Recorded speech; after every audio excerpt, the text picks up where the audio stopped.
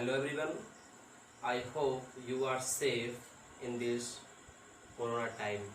Now today we discuss about business studies class 11 chapter 3rd private public and global enterprises. Last session में आपने form of business के बारे में पढ़ा, उसमें आपने कवर किया solo proprietorship, partnership, joint stock company और जॉइंट वेंचर।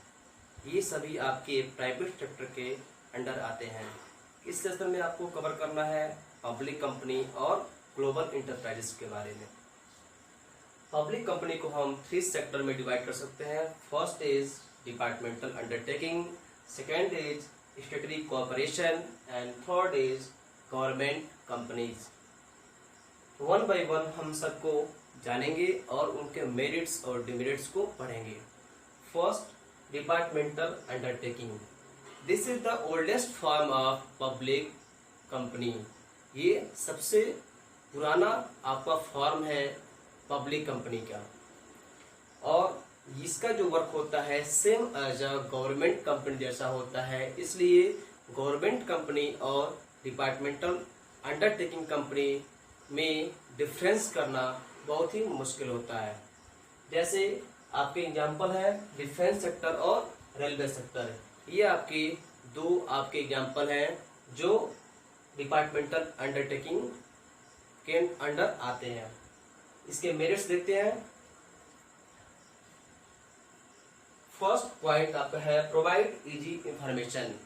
कोई भी गवर्नमेंट अंडरटेकिंग जो भी कंपनी होती है वो क्या करती है, वो आपको इजी वे से इंफॉर्मेशन अपने बारे में प्रोवाइड कराती है। आपने देखा होगा कि कोई भी रेलवे से रिलेटेड मैटर आता है, कोई एक्सीडेंट होता है या जब हम बजट पास करते हैं तो उससे सभी रिलेटेड मैटर होते हैं, वो आपको न्यूज़ चैनल के माध्यम से, न्यूज़पेपर के माध्यम से आप तक वो पहुंचता है। ऐसा नहीं है कि गवर्नमेंट सभी इंफॉर्मेशन को अपने पास सेफ रखे, आप तक ना पहुंचाए। Second point is direct control. Direct control से मतलब ये है कि डिपार्टमेंटल अंडरटेकिंग जो कंपनी होती है उस पर सेंट्रल गवर्नमेंट का डायरेक्ट कंट्रोल होता है। ऐसा इसलिए होता है कि सेंट्रल गवर्नमेंट के अंडर ही डिपार्टमेंटल अंडरटेकिंग कंपनी वर्क करती है। Third point is secrecy. जितने भी इंपॉर्टेंट इंफॉर्मेशन होती है डिपार्टमेंटल अंडरटेकिंग उसे पब्लिक तक पब्लिश नहीं करती है। Next number 4, strict audit. जो भी आप वर्क करते हैं डिपार्टमेंटल अंडरटेकिंग के अंडर में, उसका स्ट्रिक्ट ऑडिट होता है, क्योंकि पब्लिक कभी भी डिमांड कर सकती है कि आपने इस ईयर में कौन सा वर्क, क्या वर्क किया है। इसलिए इसकी जो ऑडिट प्रोसीजर होती है बहुत ही स्ट्रिक्ट होती है। Fourth, revenue. जो भी इनकम आपकी डिपार्टमेंटल अंडरटेकिंग में आती है वो सभी इनकम आपकी गवर्नमेंट तक जाती है। ऐसा नहीं है कि डिपार्टमेंटल अंडरटेकिंग उसे अपने पास रख ले। Next point is demerits.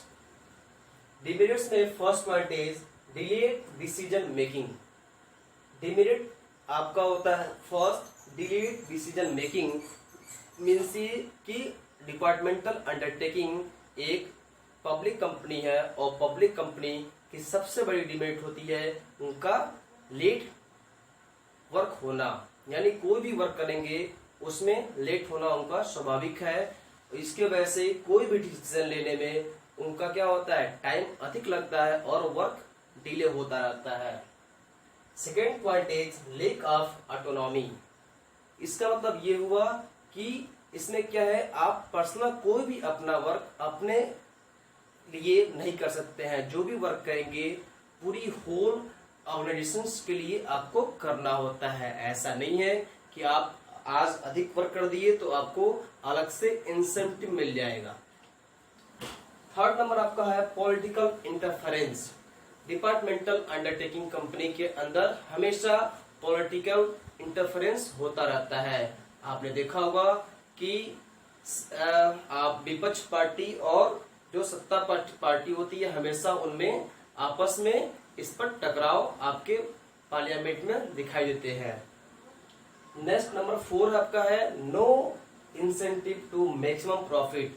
अगर आपने अच्छा वर्क किया है, जो भी एम्प्लॉय है गवर्नमेंट अंडरटेकिंग के, अगर उसने अच्छा वर्क किया है और प्रॉफिट बढ़ गया तो आपका उसमें कोई भी शेयर नहीं बनता है, और जितना प्रॉफिट होगा वो सभी आपके गवर्नमेंट अंडरटेकिंग के माध्यम से सेंट्रल गवर्नमेंट के पास ट्रांसफर हो जाएगी। 5 पॉइंट आपका है पर्सनल मोटिव्स। इसमें कोई भी इंफॉर्मेशन या कोई भी मोटिव्स पर्सनली नहीं होता है। जो भी आपको गाइडलाइंस या जो भी मोटिव्स दिए जाएंगे वो टोटली आपके सभी एम्प्लॉय के लिए होगी और वो पूरी ऑर्गेनाइजेशन के लिए होगी और उसी बेस पर होगी। ऐसा नहीं है कि आपको पर्सनली आपका बिहेव अच्छा है तो आपके लिए अलग से रूल है और दूसरे का बिहेव सही नहीं है तो उनके लिए अलग से रूल है। Thanks for watching this video.